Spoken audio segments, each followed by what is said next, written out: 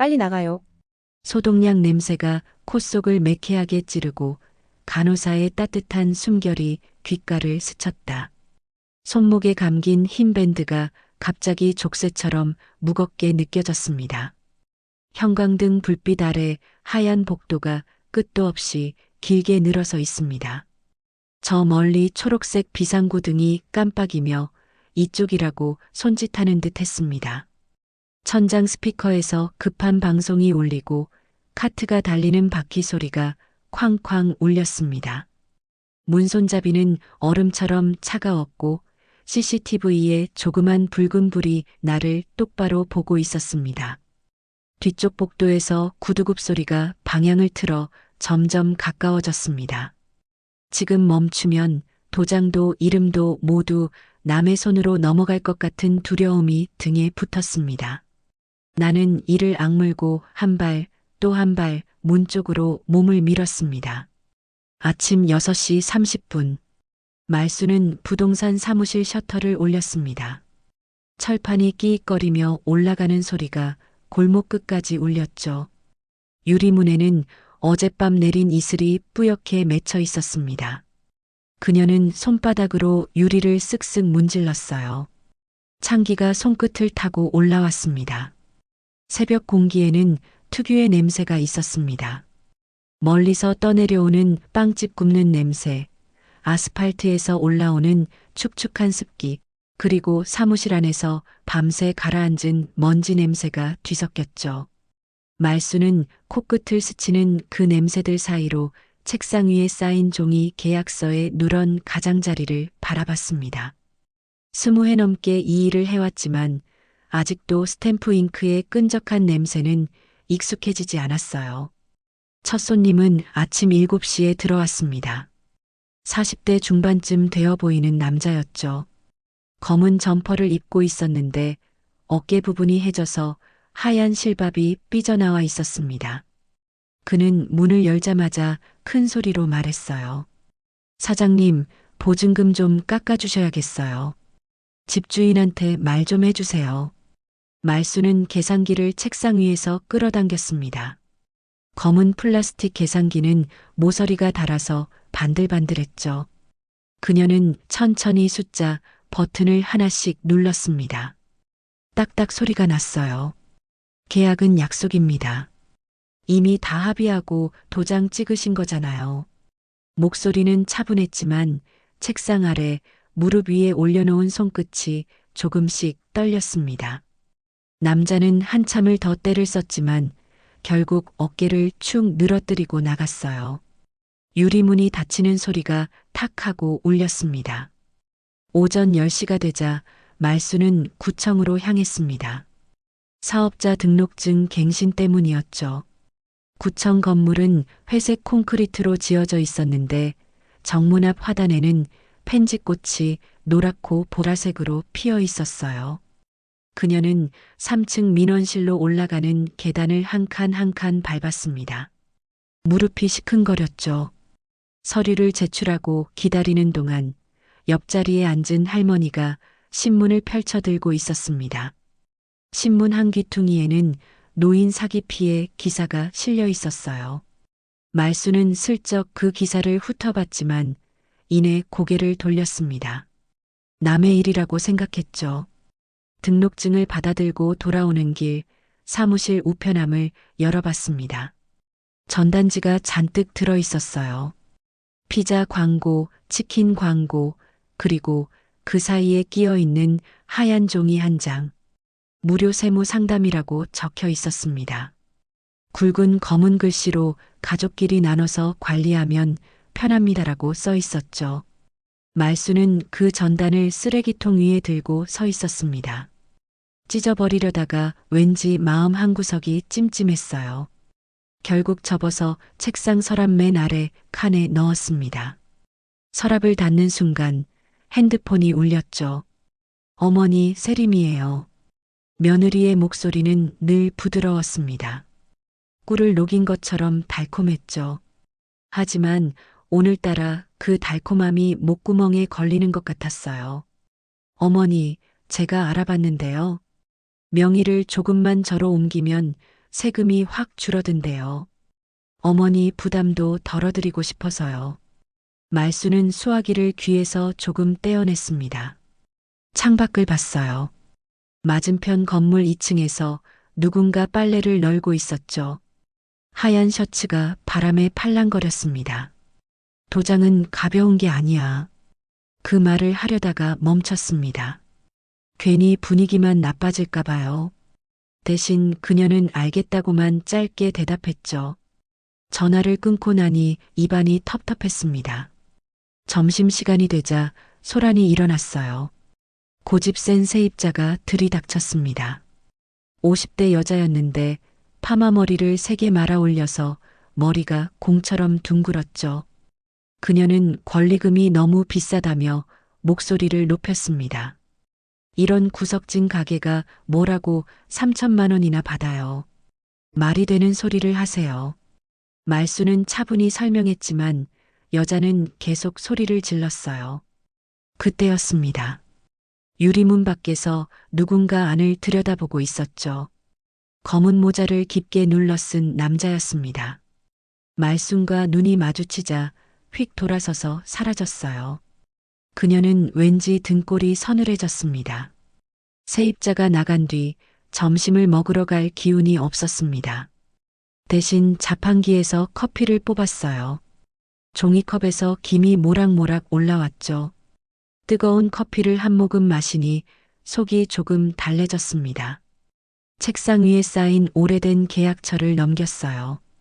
2005년, 2008년, 2012년. 날짜가 적힌 서류들이 손끝을 스쳐 지나갔습니다. 그러다 한 장에서 멈췄죠. 남편의 글씨였습니다. 삐뚤빼뚤하지만 또박또박 쓴 글씨. 가슴 한가운데가 콕 찔리는 것 같았어요. 오후 3시쯤 아들 진우가 사무실로 들어왔습니다. 정장을 입고 있었는데 넥타이가 살짝 비뚤어져 있었죠. 말수는 자연스럽게 손을 뻗어 넥타이를 바로잡아줬습니다. 엄마, 세림이 말 들어봐요. 회사 동료들도 다 그렇게 한대요. 부모님 재산 미리 정리해두면 나중에 편하다고. 진우의 눈빛에는 확신이 가득했습니다. 말수는 아들의 얼굴을 가만히 들여다봤어요. 언제 이렇게 컸을까? 볼에 있던 여드름 자국도 이제는 희미해졌죠. 그녀는 억지로 미소를 지었습니다. 알았어. 생각해 볼게. 대답은 그렇게 했지만 속마음은 흐렸어요. 무언가 단단한 것이 가슴속에서 녹아내리는 것 같았습니다. 저녁이 되자 며느리가 다시 찾아왔습니다. 손에는 갈색 종이봉투를 들고 있었죠. 관절에 좋다는 환을 가져왔다고 했어요. 검은 환약이 비닐팩에 들어 있었습니다. 어머니, 이거 드시면 무릎도 덜 아프실 거예요. 말수는 물과 함께 환을 삼켰습니다. 쓴맛이 목구멍을 타고 내려갔죠. 그런데 이상했어요. 평소 먹던 한약과는 뒷맛이 달랐습니다. 미세한 어지러움이 느껴졌어요. 하지만 그녀는 나이 탓이겠지 하고 넘겼습니다. 밤이 깊어지자 사무실 유리창에 밤거리 풍경이 비쳤습니다. 가로등 불빛이 노랗게 번졌고 가끔 차들이 지나가며 헤드라이트를 비췄죠. 그때 골목 어귀에 검은 승용차 한 대가 멈춰 섰습니다. 엔진은 켜져 있었는데 사람은 내리지 않았어요. 한참을 그렇게 서 있다가 천천히 움직여 사라졌습니다. 말수는 사무실 문을 잠그고 집으로 향했어요. 집은 사무실에서 걸어서 15분 거리였죠. 골목길을 따라 걸으며 그녀는 주머니 속 열쇠를 만지작거렸습니다. 차가운 금속의 감촉이 손끝에 닿았어요. 집에 도착해 현관문을 열자 어둠 속에서 냉장고 소리가 웅웅 울렸습니다. 불을 켜니 거실이 환해졌죠.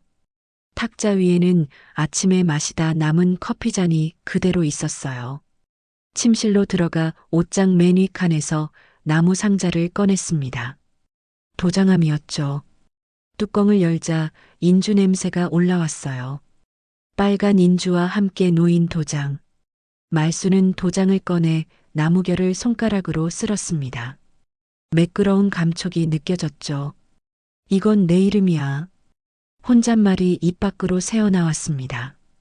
도장 옆면에는 윤말순이라는 세 글자가 새겨져 있었어요. 25년 전 남편과 함께 만든 도장이었죠. 침대 머리맡에는 작은 메모지가 놓여 있었습니다. 말수는 펜을 들고 종이 위에 글자를 썼어요. 도장은 나다. 글씨가 삐뚤빼뚤했지만 그녀는 만족스럽게 메모지를 접어 서랍에 넣었습니다. 핸드폰이 진동했어요. 며느리가 보낸 문자였죠. 노인 재산관리 무료 특강이라는 링크가 파란색으로 반짝였습니다. 말수는 링크를 눌렀다가 이내 뒤로 가기 버튼을 눌렀어요. 그리고 문자를 지웠습니다. 잠자리에 누웠지만 잠이 오지 않았어요. 천장을 바라보니 형광등 자국이 동그랗게 남아 있었죠. 창밖에서는 고양이 울음소리가 들렸습니다. 말수는 눈을 감았어요. 내일도 평범한 하루가 되기를 바라면서요. 하지만 가슴 한구석에서는 무언가 균열이 생기기 시작했습니다. 아주 작은 금이었지만 점점 커질 것 같은 불안한 예감이 들었죠. 아침 8시. 말수는 현관 앞에서 구둣군을 메고 있었습니다. 며느리가 문 밖에서 차 경적을 2번 울렸어요. 짧고 날카로운 소리가 아파트 복도에 울려 퍼졌죠. 말수는 서둘러 현관문을 열었습니다. 어머니, 늦겠어요. 병원 예약이 9시거든요. 세림의 목소리에는 재촉하는 기색이 역력했습니다. 말수는 핸드백을 어깨에 메고 차에 올라탔어요. 차 안에는 방향제 냄새가 진했습니다. 레몬 향이라고 했지만 왠지 화학약품 냄새 같았죠. 차가 움직이기 시작했습니다. 창밖으로 가을 풍경이 스쳐 지나갔어요. 은행나무 잎이 노랗게 물들어 있었고 바람이 불 때마다 잎들이 우수수 떨어졌습니다. 햇빛은 밝았지만 공기는 차가웠죠. 창문에 손을 대니 차가운 기운이 손바닥으로 전해졌습니다. 어머니, 오늘은 검사만 하고 바로 갈 거예요. 금방 끝날 거예요. 세림이 같은 말을 3번째 반복했습니다. 핸들을 잡은 그녀의 손가락이 신경질적으로 움직였어요. 빨간 매니큐어가 햇빛에 반짝였죠. 말수는 왠지 불안한 마음이 들었지만 아무 말도 하지 않았습니다. 병원에 도착했을 때는 9시 10분 전이었습니다. 주차장은 이미 차들로 빼곡했어요. 세림은 한참을 돌다가 겨우 구석진 자리를 찾았죠. 차에서 내리자 병원 특유의 소독약 냄새가 코를 찔렀습니다. 병원 로비는 사람들로 북적였어요. 휠체어를 탄 노인, 목발을 짚은 청년, 아이 손을 잡은 젊은 부부까지. 말수는 그 사이를 지나 접수대로 향했습니다. 접수대 뒤에는 젊은 간호사가 앉아 있었어요. 명찰에는 배미정이라고 적혀 있었죠. 안녕하세요, 어머님. 오랜만에 뵙네요. 미정이 환하게 웃으며 인사했습니다. 그녀의 얼굴이 낯익었어요. 말수는 잠시 생각하다가 기억해냈죠. 며느리가 다니는 봉사단체에서 몇 번 본 적이 있었습니다. 봉사단체에서 며느님 자주 뵈었죠. 어머님도 같이 오신다고 들었어요. 미정의 말에 말수는 마음을 조금 놓았습니다. 아는 사람이 있다는 게 위안이 되었어요. 접수를 마치고 대기실로 향했죠. 대기실은 넓고 밝았습니다. 벽에 걸린 텔레비전에서는 아침 뉴스가 흘러나왔어요. 고령자 사기 조심이라는 자막이 화면 아래를 지나갔죠. 말수는 그 자막을 보며 씁쓸하게 웃었습니다. 남의 일이라고 생각했어요. 옆자리에 앉은 할아버지가 기침을 했습니다. 콜록콜록 거친 소리가 대기실에 울렸죠. 저 멀리서는 누군가 슬리퍼를 질질 끌며 걸어가는 소리가 들렸어요. 바닥에 리놀륨이 끽끽 소리를 냈습니다. 손 세정제 냄새가 진동했어요. 알코올과 인공향료가 섞인 그 냄새가 머리를 아프게 했죠.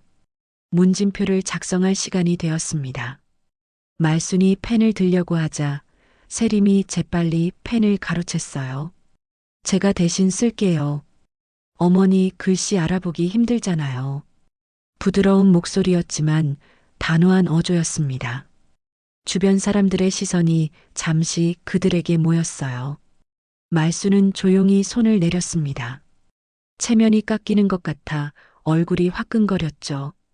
세림은 빠르게 문진표를 채워나갔습니다.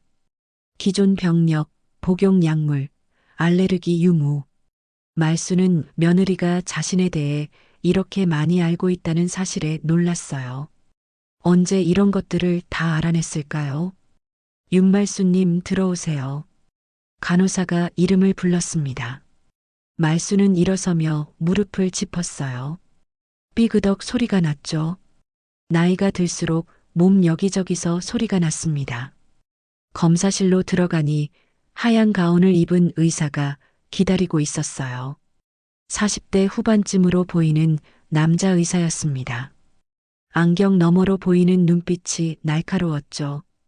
어머님, 오늘은 혈액 검사, 기억력 검사, 그리고 반응 검사를 할 거예요. 의사의 설명이 이어졌지만 말수는 잘 알아들을 수 없었습니다. 의학 용어들이 너무 어려웠어요. 그저 고개만 끄덕였죠. 혈액 검사가 먼저 시작되었습니다. 간호사가 팔을 잡고 혈관을 찾았어요. 주사 바늘이 피부를 뚫고 들어가는 순간 날카로운 통증이 느껴졌습니다. 검은 피가 시험관으로 빨려 들어갔죠. 1개, 2개, 3개. 시험관이 계속 늘어났어요. 다음은 기억력 검사였습니다. 의사가 단어 5개를 말하고 잠시 후 다시 물어봤어요. 사과, 연필, 시계, 의자, 열쇠. 말수는 4개까지는 기억했지만 마지막 하나가 생각나지 않았습니다. 의사는 아무 말 없이 차트에 무언가를 적었죠. 눈동자 반응 검사도 이어졌습니다. 작은 손전등을 눈앞에서 좌우로 움직였어요. 밝은 빛이 눈을 찔러서 눈물이 났죠. 검사는 빠르게 진행되었습니다. 마치 컨베이어 벨트 위의 제품처럼 말수는 이 검사에서 저 검사로 옮겨 다녔어요. 오늘 추가로 조금만 더 봐야겠네요. CT 촬영도 하고 추가 혈액 검사도 필요할 것 같아요. 의사의 말에 말수는 당황했습니다. 정기검진이라고 들었는데 왜 이렇게 검사가 많은 걸까요? 당일 추가 검사라는 말에 마음이 서늘해졌어요. 무언가 잘못된 것 같은 예감이 들었죠. 손목에 바코드가 붙었습니다. 하얀 스티커에 검은 줄들이 그어져 있었어요. 말수는 그것을 보며 생각했습니다.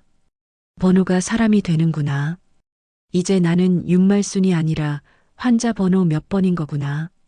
검사가 끝나고 상담실로 안내되었습니다. 책상 위에는 서류 더미가 쌓여 있었어요. 동의서, 개인정보 활용 동의서, 보험 청구 서류. 1장, 2장, 3장. 서류가 계속 늘어났습니다. 글씨가 너무 작아서 읽기 힘들었어요. 말수는 눈을 가늘게 뜨고 종이를 얼굴 가까이 가져갔습니다. 그러자 세림이 종이를 빼앗듯 가져갔어요. 어머니, 어차피 다 형식적인 거예요. 여기랑 여기 사인만 하시면 돼요. 세림의 손가락이 서류 위를 톡톡 두드렸습니다. 사일란에는 빨간 X 표시가 되어 있었죠. 말수는 펜을 들었어요. 펜촉이 종이를 긁는 소리가 유난히 크게 들렸습니다. 사각사각. 마치 무언가를 갉아먹는 소리 같았어요. 서류 작성이 끝나고 엘리베이터를 탔습니다. 거울에 비친 자신의 얼굴을 봤어요. 창백하고 지쳐 보였죠. 눈 밑에는 다크서클이 짙게 깔려 있었습니다. 언제부터 이렇게 늙어 보였을까요? 나는 멀쩡하다. 나는 건강하다.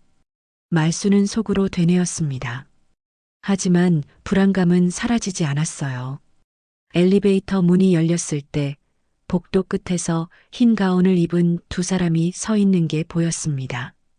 한 명은 의사처럼 보였고 다른 한 명은 일반인 같았어요. 그들은 갈색 서류 봉투를 주고받고 있었죠. 말순과 눈이 마주치자 그들은 재빨리 고개를 돌렸습니다. 서류 봉투를 든 남자는 황급히 계단으로 사라졌어요. 그 순간 말순의 심장이 쿵쿵 두 번 크게 뛰었습니다. 무언가 잘못되고 있다는 직감이 확실해졌죠. 다시 검사실로 돌아왔을 때 분위기가 달라져 있었습니다. 간호사들이 수군거리고 있었어요. 미정이 말순을 보자 다가왔습니다. 그녀의 표정에는 걱정이 가득했죠. 어머님, 괜찮으세요? 미정의 목소리가 낮았습니다. 마치 비밀을 말하듯 조심스러웠어요. 말순은 고개를 끄덕였지만 미정의 눈빛은 여전히 불안해 보였습니다. 오후 검사가 시작되었습니다. 이번에는 뇌파 검사라고 했어요. 머리에 정극을 붙이고 누워 있어야 했죠. 차가운 젤이 두피에 닿자 소름이 돋았습니다. 기계에서는 웅웅거리는 소리가 계속 났어요. 검사 중에 말순은 천장을 바라봤습니다. 형광등이 깜빡거렸어요. 하나, 둘, 셋. 깜빡임을 세다가 눈이 감겼습니다. 잠깐 잠이 든 것 같았어요. 깨어났을 때 세림이 의사와 무언가를 이야기하고 있었습니다. 목소리는 들리지 않았지만 세림이 고개를 여러 번 끄덕이는 게 보였어요. 의사는 처방전 같은 것을 건네주었죠. 어머니, 이제 마지막 검사만 하면 돼요. 세림의 목소리가 평소보다 밝았습니다. 하지만 그 밝음이 오히려 부자연스러웠어요. 억지로 만든 미소 같았죠. 마지막 검사실로 가는 길, 복도가 유난히 길게 느껴졌습니다. 벽에는 건강 관련 포스터들이 붙어 있었어요. 치매 예방법, 노인 우울증 증상, 가족과 함께하는 건강한 노년. 말순은 그 포스터들을 하나하나 읽으며 걸었습니다. 검사실 문 앞에 섰을 때 미정이 다시 나타났어요. 그녀는 말순의 팔을 살짝 잡았습니다. 어머니, 화장실 좀 다녀오시죠. 미정의 목소리에는 다급함이 묻어 있었습니다. 말순은 의아했지만 따라갔어요. 화장실로 가는 길에 미정이 작은 목소리로 속삭였죠. 어머니, 이상한 거 느끼시면 바로 말씀해 주세요. 그 말의 의미를 묻기도 전에 미정은 돌아서서 걸어갔습니다. 말순은 화장실 거울 앞에 섰어요. 거울 속 자신의 눈동자가 떨리고 있었죠. 찬물을 손에 받아 얼굴에 적셨습니다. 차가운 물이 뺨을 타고 흘러내렸어요. 한 번, 두 번, 세 번. 깊게 숨을 들이쉬었습니다. 검사실로 돌아왔을 때 책상 위에 새로운 서류가 놓여 있었습니다. 두 장이 더 늘어나 있었어요. 말순은 허리를 숙여 읽으려 했지만 세림이 재빨리 서류를 겹쳐 놓았습니다. 이건 나중에 보세요. 지금은 검사부터 하셔야 해요. 세림의 웃는 얼굴이 가면처럼 느껴졌습니다. 말순은 무언가 물어보고 싶었지만 말이 나오지 않았어요. 목구멍이 막힌 것 같았죠. 그때 복도에서 방송이 울렸습니다. 응급환자 이송. 의료진은 즉시 응급실로. 사람들의 발걸음이 빨라졌어요. 복도가 갑자기 소란스러워졌죠. 그 혼란 속에서 미정이 다시 나타났습니다. 그녀는 말순의 손바닥에 무언가를 쥐어주었어요. 작은 종이였습니다. 접힌 종이의 모서리가 손바닥을 찔렀죠. 종이에 쓰인 글씨의 볼록한 펜 자국이 느껴졌습니다. 말순은 그대로 의자에 앉아 있었습니다. 하지만 마음은 이미 문 쪽으로 달려가고 있었어요. 여기를 벗어나야 한다. 그 생각만이 머릿속을 가득 채웠습니다. 손에 쥔 작은 종이가 뜨겁게 느껴졌어요. 구원의 손길인지 함정인지 알 수 없었지만 지금은 그것이 유일한 희망처럼 느껴졌습니다. 처치실로 안내되었을 때는 오후 2시가 넘어서였습니다. 복도를 걸어가는 동안 말순의 다리는 점점 무거워졌어요. 마치 발목에 모래주머니를 매단 것처럼 걸음이 느려졌죠. 처치실 문 앞에는 주사실이라는 팻말이 걸려 있었습니다. 하얀 플라스틱 팻말에 파란 글씨가 선명했어요. 문을 열자 차가운 공기가 얼굴을 스쳤습니다. 에어컨 바람이 너무 세게 나오고 있었어요. 방 안에는 침대가 3개 놓여 있었고 그중 가운데 침대에 하얀 시트가 깔려 있었죠. 시트는 빳빳하게 다려져 있어서 주름 하나 없었습니다. 어머니, 여기 누우세요. 소매 좀 걷어주시고요. 젊은 간호사가 말했습니다. 20살 남짓해 보이는 그녀의 얼굴에는 아직 앳된 기색이 남아 있었어요. 말수는 침대에 누우며 오른쪽 소매를 걷어 올렸습니다. 팔뚝에 살같이 차가운 공기에 닭살처럼 돋았죠. 간호사가 트레이를 가져왔습니다. 은색 트레이 위에는 주사기와 약병들이 가지런히 놓여 있었어요. 약병 중 하나에서 우윳빛 액체가 출렁였습니다. 그 위로 알코올 냄새를 뚫고 이상한 냄새가 올라왔어요. 우유가 상한 것 같은, 아니면 오래된 치즈 같은 냄새였죠. 말수는 고개를 돌려 약병을 자세히 보려 했습니다. 라벨에는 작은 글씨들이 빼곡히 적혀 있었어요. 영어와 한글이 섞여 있었는데 글씨가 너무 작아서 읽기 힘들었죠. 눈을 가늘게 뜨고 고개를 더 기울이려는 순간 세림이 앞을 가로막았습니다. 어머니, 눈 나쁘시잖아요. 그냥 편하게 누워 계세요. 며느리의 손이 말순의 어깨를 부드럽게 눌렀습니다. 하지만 그 부드러움 속에는 단호함이 숨어 있었어요. 말순은 다시 천장을 바라봤죠. 형광등 갓에 먼지가 살짝 쌓여 있는 게 보였습니다. 그때 문틈으로 무언가가 보였어요. 복도 쪽 문이 살짝 열려 있었는데 그 틈 사이로 2사람이 서 있는 게 보였습니다. 한 명은 흰 가운을 입고 있었지만 다른 한 명은 평상복 차림이었어요.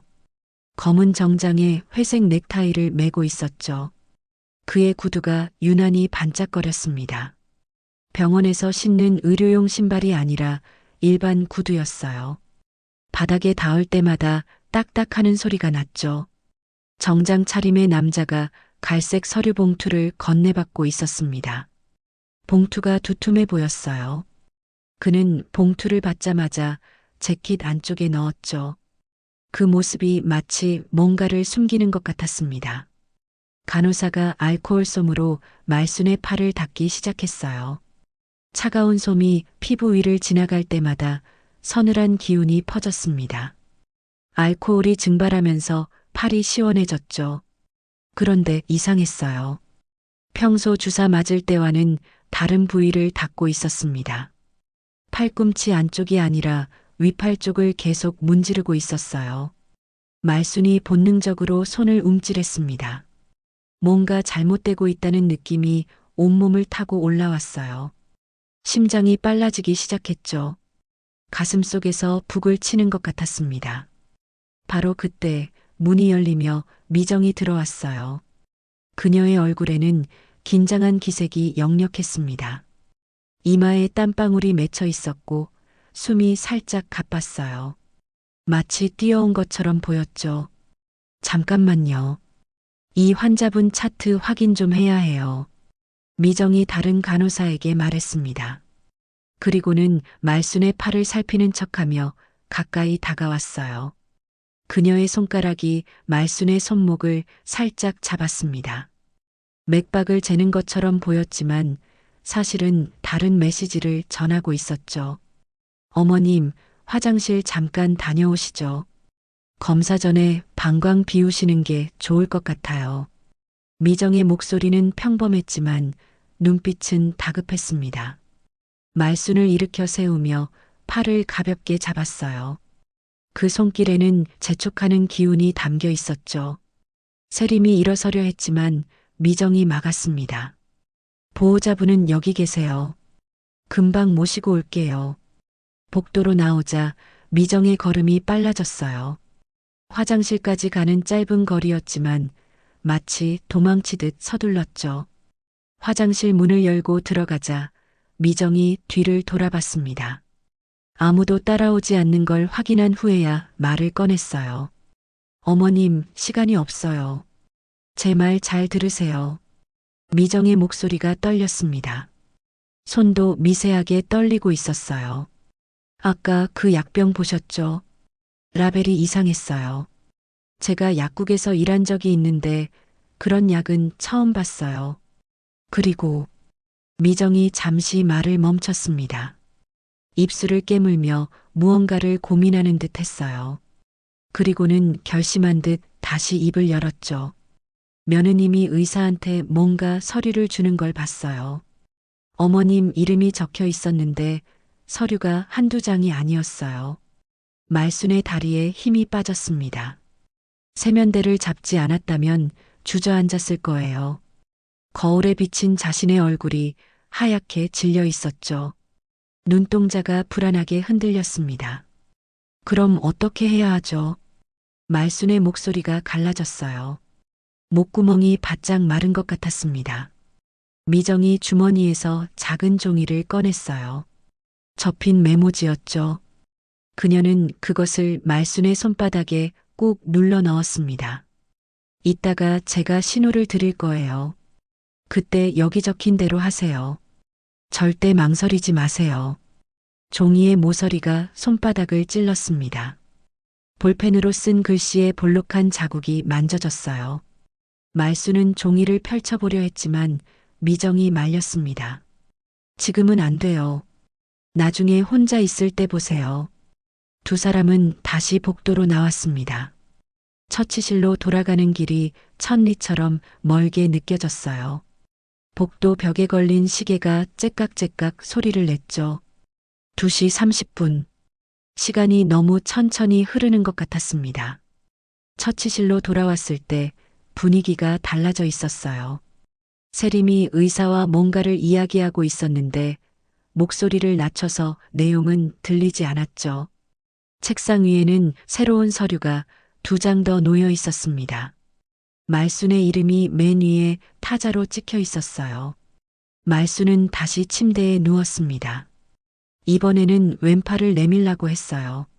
아까와는 다른 간호사가 주사 준비를 하고 있었죠. 그녀의 손놀림이 서툴러 보였습니다. 주사기를 잡는 손이 미세하게 떨렸어요. 따끔합니다. 간호사가 말하며 바늘을 찔렀어요. 예상보다 깊이 들어갔습니다.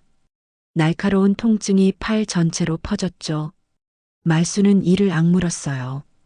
주사액이 들어가기 시작했습니다. 차가운 액체가 혈관을 타고 퍼지는 게 느껴졌어요. 그때 복도에서 소란이 일어났습니다. 누군가 큰 소리로 외치고 있었어요. 응급환자 이송. 의료진은 즉시 응급실로. 방송이 울리자 의사와 간호사들이 허둥지둥 움직이기 시작했습니다. 세림도 잠시 당황한 표정을 지었어요. 그 순간 미정이 처치실로 들어왔습니다. 지금이에요. 어머님. 미정의 외침에 말수는 벌떡 일어났어요. 주사 바늘이 팔에서 빠졌습니다.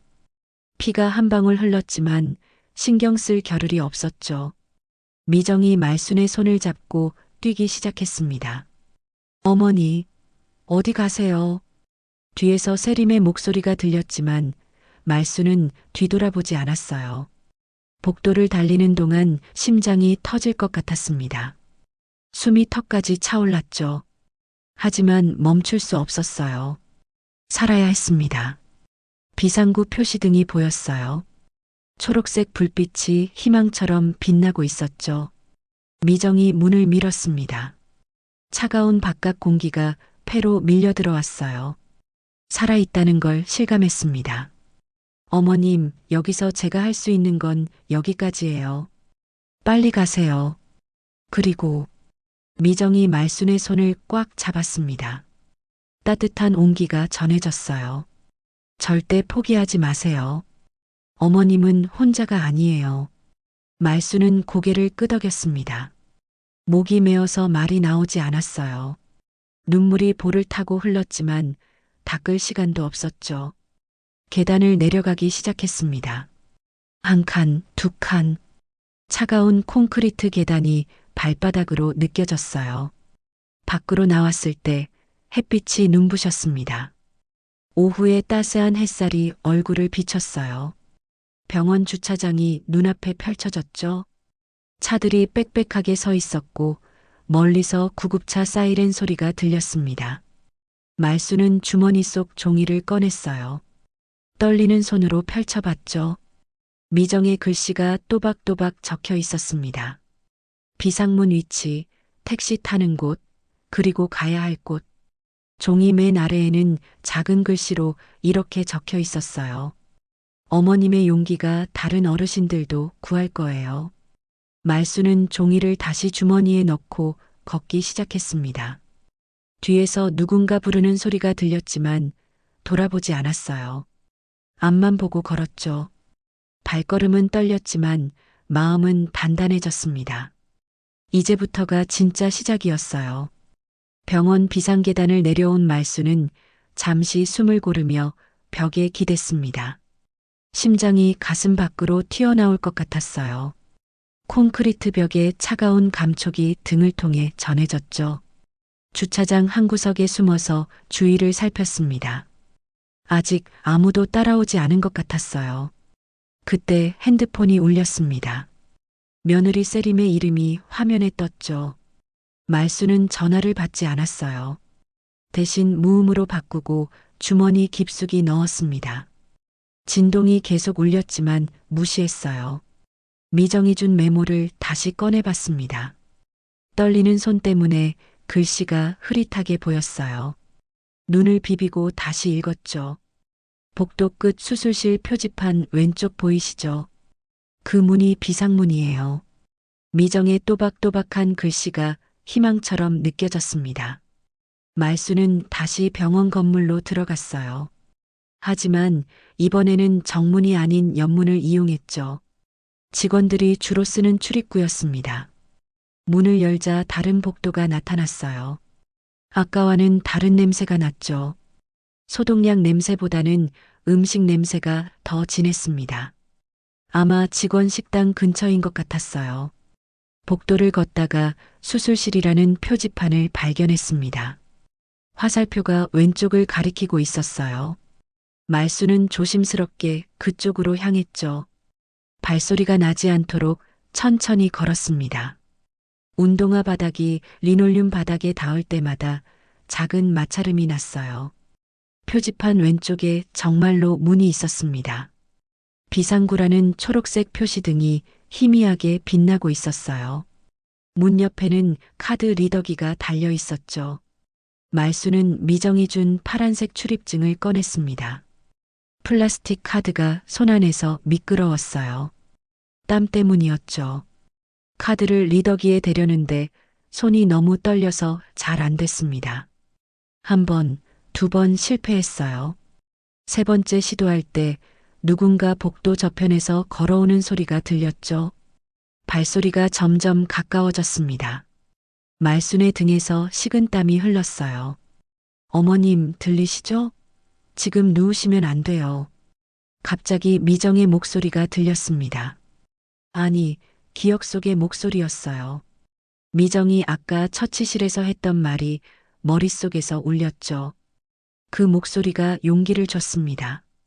말수는 심호흡을 하고 다시 카드를 댔어요.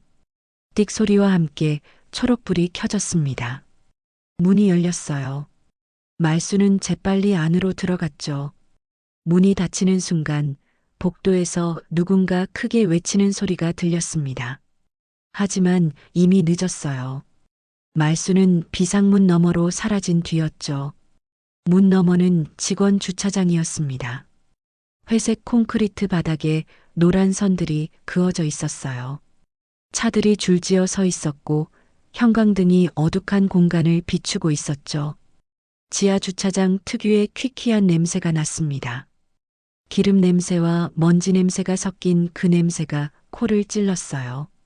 말수는 미정의 지시를 떠올렸습니다. 거기서 바로 오른쪽으로. 경비 아저씨 창고 지나 자동문 보이면 그 길로 나가세요. 메모에 적힌 대로 오른쪽으로 향했어요. 주차장 구석에 작은 창고가 보였습니다. 경비실이라는 팻말이 걸려 있었죠. 창고 옆을 지날 때 안에서 라디오 소리가 들렸어요. 트로트 음악이 흘러나왔죠. 나훈아의 목소리였습니다. 그 친숙한 노래가 이상하게 위로가 됐어요. 말수는 조금 더 빠르게 걸었습니다. 자동문이 보였어요. 유리문 너머로 바깥 풍경이 보였죠. 햇빛이 눈부시게 쏟아지고 있었습니다. 말순이 자동문 앞에 서자 센서가 작동했어요. 문이 양옆으로 스르륵 열렸죠. 따뜻한 바람이 얼굴을 스쳤습니다. 밖으로 나오자 완전히 다른 세상이었어요. 병원 뒤편에 조용한 거리였죠. 가로수가 늘어서 있고 작은 상점들이 눈에 띄었습니다. 세탁소, 문구점, 분식집. 평범한 일상의 풍경이 그렇게 반가울 수가 없었어요. 벨이 울려도 멈추지 마세요. 미정의 당부가 떠올랐습니다. 정말로 어딘가에서 벨소리가 들리는 것 같았어요. 아니면 귀에서 울리는 이명일 수도 있었죠. 말수는 뒤돌아보지 않고 계속 걸었습니다. 병원 모퉁이를 돌아서자 큰 길이 나왔어요. 차들이 쌩쌩 지나가고 있었죠. 말수는 손을 들었습니다.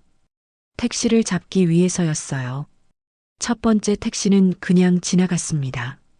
두 번째도 마찬가지였죠. 세 번째 택시가 천천히 속도를 줄였어요. 택시가 멈춰 섰습니다. 말수는 재빨리 뒷좌석에 올라탔어요. 문을 닫는 순간 병원 정문에서 누군가 뛰어나오는 게 보였죠. 세림이었습니다. 그녀는 주위를 두리번거리고 있었어요. 어디로 모실까요? 택시 기사가 물었습니다.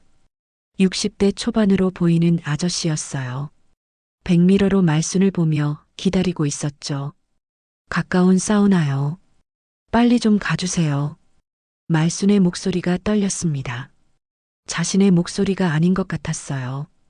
갈라지고 쉰 목소리였죠.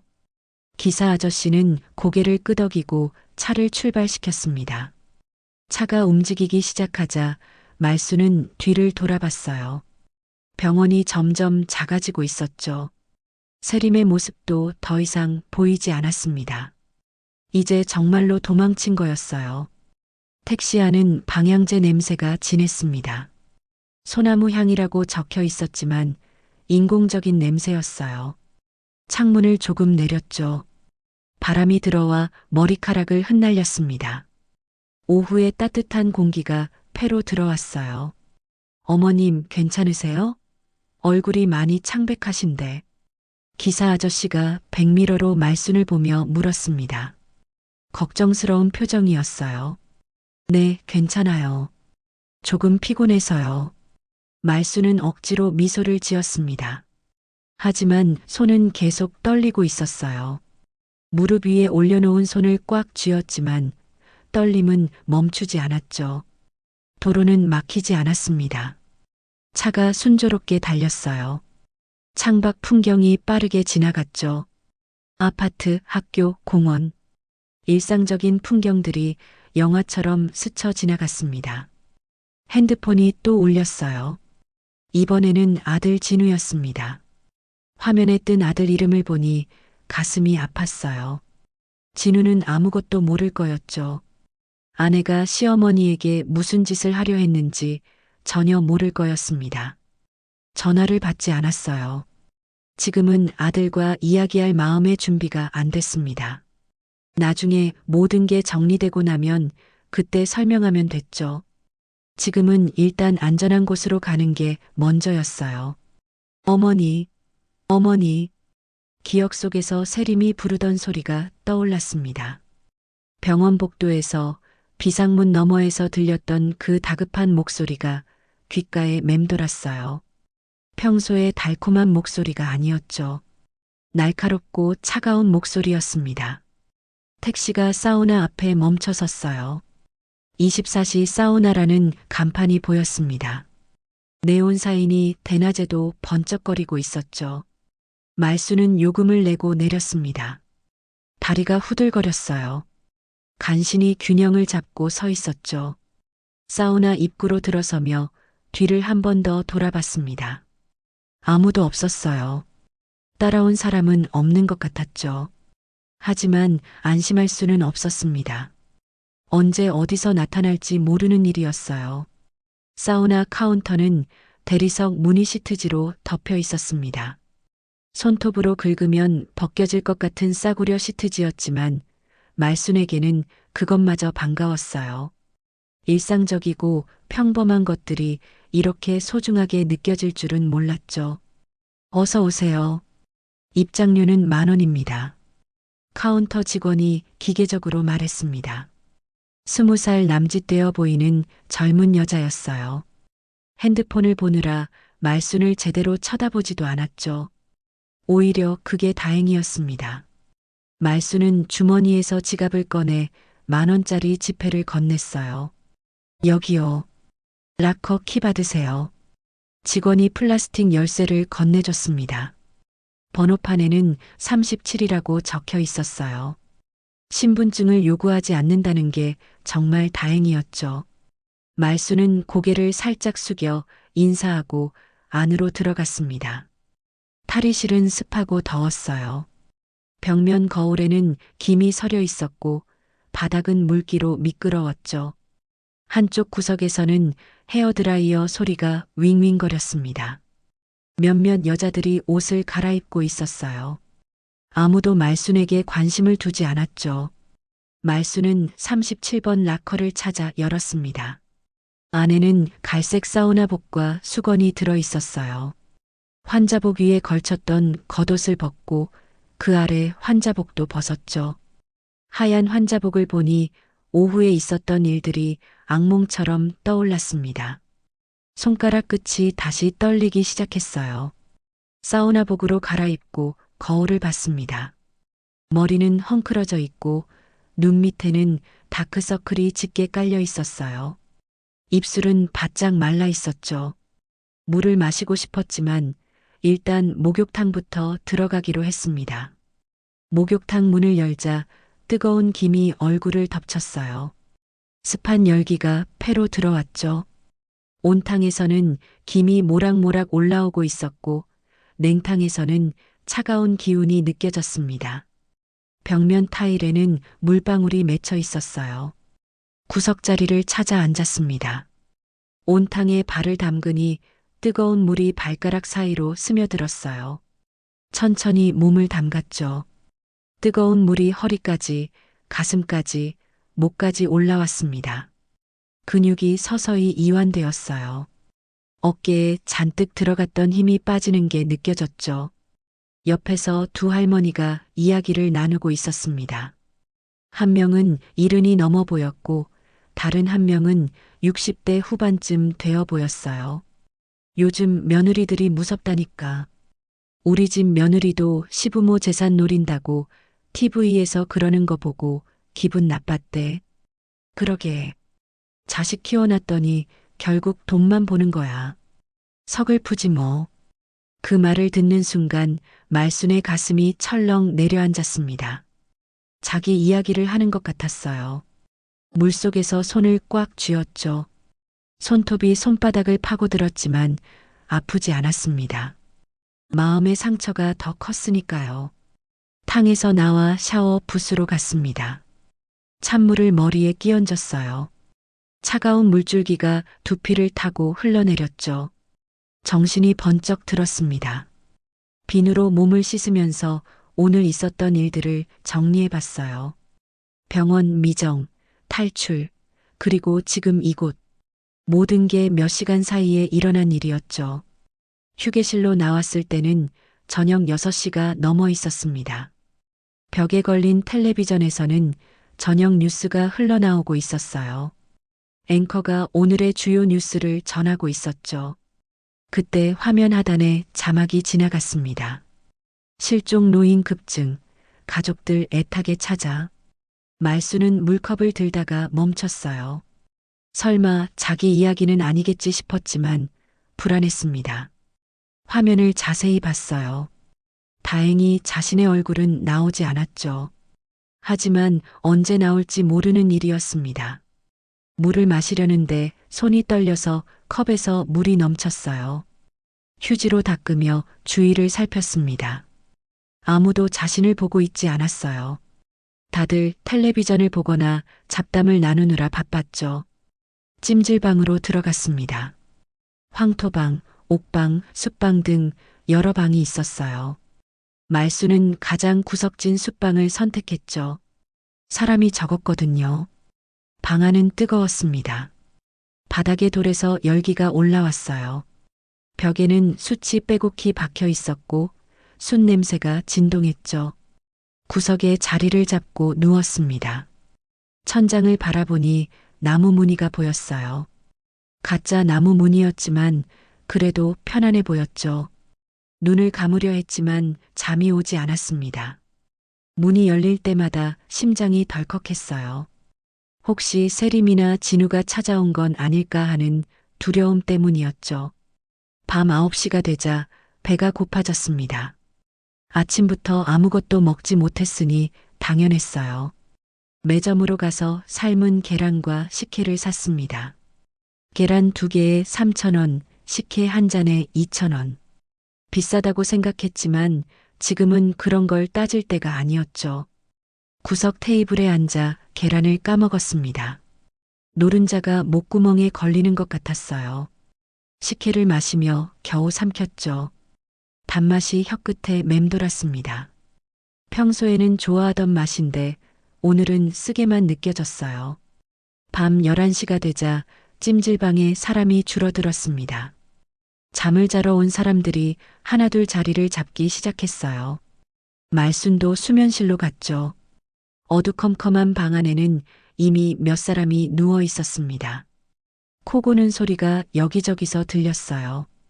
빈자리를 찾아 누웠지만 잠이 오지 않았습니다.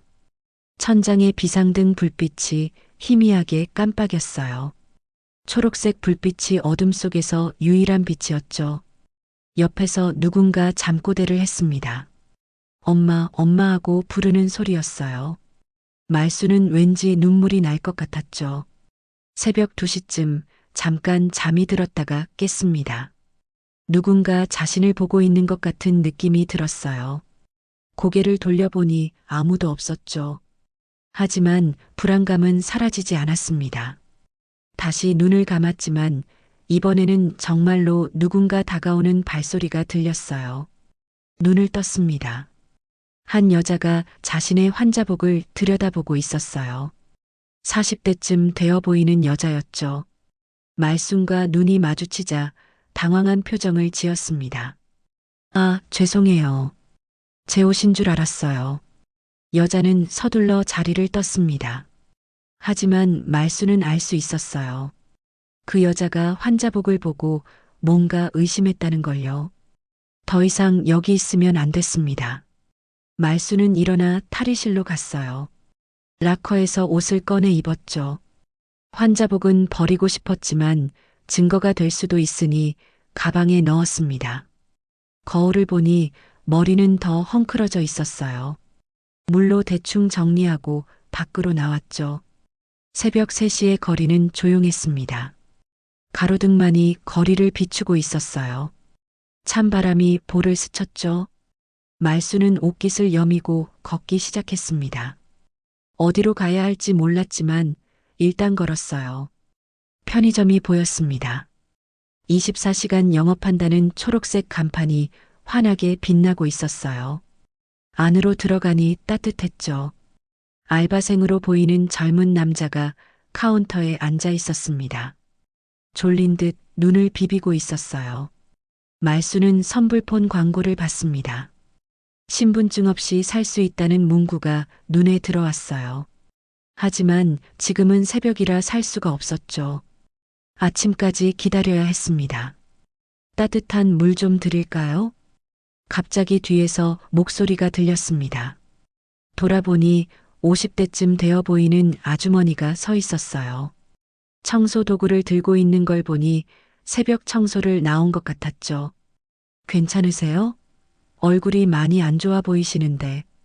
아주머니의 눈빛에는 진심 어린 걱정이 담겨 있었습니다. 말수는 목이 메어왔어요. 이런 친절이 이렇게 고마울 수가 없었죠. 고맙습니다. 겨우 그 말만 할 수 있었습니다. 아주머니가 건넨 종이컵에 담긴 따뜻한 물을 마셨어요. 따뜻한 물이 목구멍을 타고 내려가며 가슴까지 따뜻해졌습니다. 편의점을 나와 다시 걷기 시작했어요. 동쪽 하늘이 조금씩 밝아오고 있었죠. 새벽의 어둠이 걷히고 아침이 오고 있었습니다. 새로운 하루가 시작되는 거였어요. 하지만 말순에게는 도망자로서의 첫날이 시작되는 것이었죠. 휴대폰을 꺼내봤습니다. 부재중 전화가 23통이나 와 있었어요. 세림이 15통, 진우가 8통, 문자도 수십 개가 와 있었죠. 어머니 어디 계세요? 걱정돼요. 연락 주세요. 그런 내용들이었습니다. 말수는 휴대폰을 다시 주머니에 넣었어요. 아직은 연락할 때가 아니었습니다. 먼저 자신을 지킬 방법을 찾아야 했어요. 그래야 싸울 수 있었죠. 아침 6시가 되자 해가 떴습니다. 따뜻한 햇살이 얼굴을 비췄어요. 말수는 공원 벤치에 앉아 햇빛을 받았습니다. 따뜻했어요. 살아있다는 게 실감났죠. 어제 이 시간에는 평범한 일상을 살고 있었는데 하루 만에 모든 게 바뀌었습니다. 이제부터 내가 나를 지킨다. 말수는 작게 중얼거렸습니다. 남편이 없어도 가족이 적이 되어도 혼자서 이겨낼 거였어요. 67년을 살아온 힘으로 끝까지 싸울 거였습니다. 아침 햇살이 그녀의 결심을 비추고 있었어요. 아침 7시 말수는 공원 벤치에서 일어났습니다.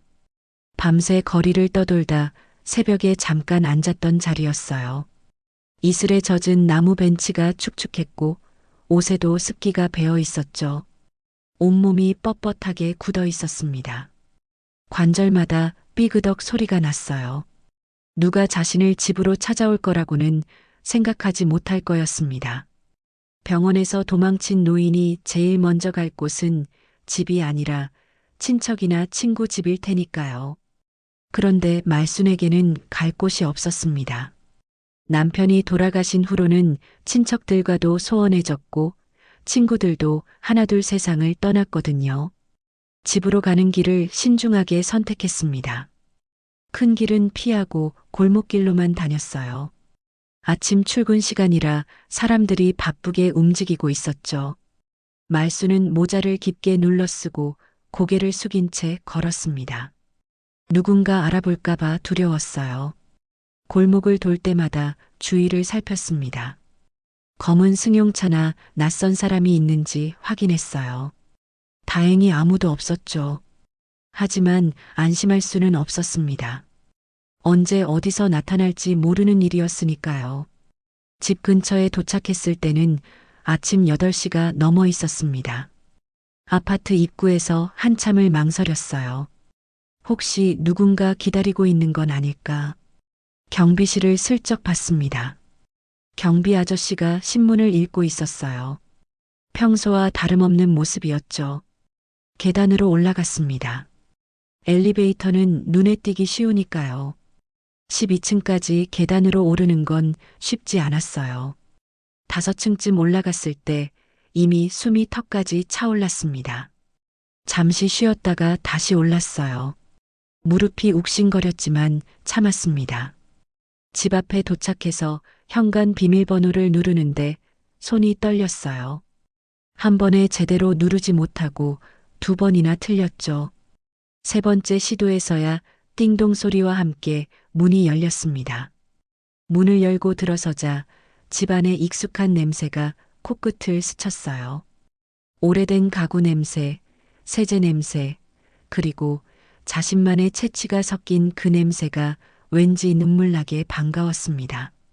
현관문을 닫고 잠금 장치를 2번 확인했어요. 체인까지 걸었죠.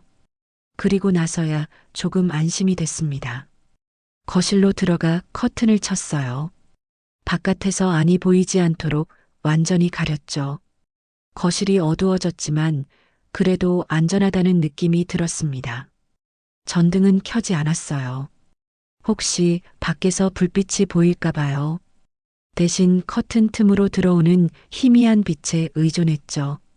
눈이 어둠에 익숙해지자 집안의 윤곽이 보이기 시작했습니다. 냉장고가 웅웅거리는 소리가 크게 들렸어요. 평소에는 신경도 쓰지 않던 소리인데 지금은 그 소리마저 위로가 됐습니다. 벽시계의 초침 소리도 또렷하게 들렸죠. 째깍째깍 시간이 흐르고 있었어요. 부엌으로 가서 싱크대를 만져봤습니다. 차가운 스테인리스 표면이 손바닥에 닿았어요. 손바닥으로 문질러 보니 매끄러운 감촉이 전해졌죠. 현실이 맞다는 걸 확인하는 것 같았습니다. 어제 있었던 일들이 꿈이 아니라는 걸요. 싱크대 아래 서랍을 열었어요. 그 안에는 중요한 서류들을 모아둔 파일이 있었죠. 검은색 서류철이었는데 겉표지가 달아서 모서리가 하얗게 드러나 있었습니다. 말수는 그것을 꺼내 식탁 위에 놓았어요. 서류철을 열자 종이 냄새가 올라왔습니다.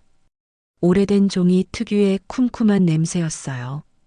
맨 위에는 부동산 사무실 등록증이 있었고 그 아래로 상가 계약서들이 차곡차곡 정리되어 있었죠. 20년 넘게 모아온 서류들이었습니다. 한 장씩 넘기다가 멈췄어요. 남편의 글씨가 적힌 메모가 나왔거든요. 떨리는 손으로 그것을 들어 올렸습니다. 노란 포스트잇이었는데 접착력이 약해져서 겨우 붙어 있었어요. 말수나 이름을 팔지 마라. 짧은 문장이었지만 남편의 목소리가 들리는 것 같았습니다. 굵고 투박한 글씨체가 남편의 성격을 그대로 보여주고 있었어요. 말수는 그 메모를 가슴에 꼭 안았습니다. 눈물이 볼을 타고 흘러내렸어요. 뜨거운 눈물이었죠. 창밖을 살짝 내다봤습니다. 커튼을 아주 조금만 열고 밖을 살폈어요. 아파트 주차장에 검은 승용차 한 대가 서 있었습니다. 운전석에는 사람 그림자가 보였어요. 누군지는 알 수 없었지만 불길한 예감이 들었죠. 말수는 커튼을 다시 쳤습니다. 가슴이 두근거렸어요.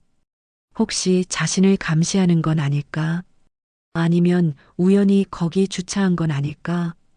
확실하지 않았지만 불안했습니다. 휴대폰을 비행기 모드로 바꿨어요. 위치 추적을 막기 위해서였죠. 전화도 문자도 받을 수 없게 됐지만 어쩔 수 없었습니다. 지금은 숨는 게 먼저였으니까요. 바닥에 앉아서 등을 벽에 기댔습니다. 딱딱한 바닥이 엉덩이뼈를 찔렀지만 침대나 소파에 앉을 용기가 나지 않았어요. 언제든 도망갈 준비를 해야 한다는 생각 때문이었죠. 복도에서 발소리가 들렸습니다. 규칙적인 발걸음 소리가 점점 가까워졌어요. 말수는 숨을 죽였습니다. 심장 소리가 너무 커서 밖에까지 들릴 것 같았어요. 발소리가 집 앞에서 멈췄습니다. 초인종이 울릴까봐 온몸이 긴장됐어요. 하지만 초인종은 울리지 않았습니다. 대신 문 밖에서 바스락거리는 소리가 났어요. 뭔가 문틈에 끼우는 소리 같았죠. 그리고 발소리가 다시 멀어졌습니다. 센서 등이 켜졌다가 꺼지는 소리가 들렸어요. 한참을 기다린 후에 조심스럽게 현관으로 갔습니다. 문틈 아래로 흰 종이가 보였어요. 전단지였습니다. 피자 배달 전단지였죠. 말수는 안도의 한숨을 내쉬었어요. 다리에 힘이 풀려서 그 자리에 주저앉을 뻔했습니다. 주방으로 가서 물을 마셨어요. 차가운 물이 목구멍을 타고 내려갔습니다. 떨리던 손이 조금 진정됐어요. 냉장고를 열어봤더니 반찬통들이 그대로 있었죠. 어제 아침에 먹다 남긴 김치찌개도 있었습니다. 평범했던 어제가 까마득하게 느껴졌어요. 냉장고 문에는 가족 사진이 자석으로 붙어 있었습니다. 3년 전 제주도로 갔던 가족여행 사진이었어요. 남편은 이미 세상을 떠난 뒤였고 진우와 세림 그리고 손자 둘과 함께 찍은 사진이었죠.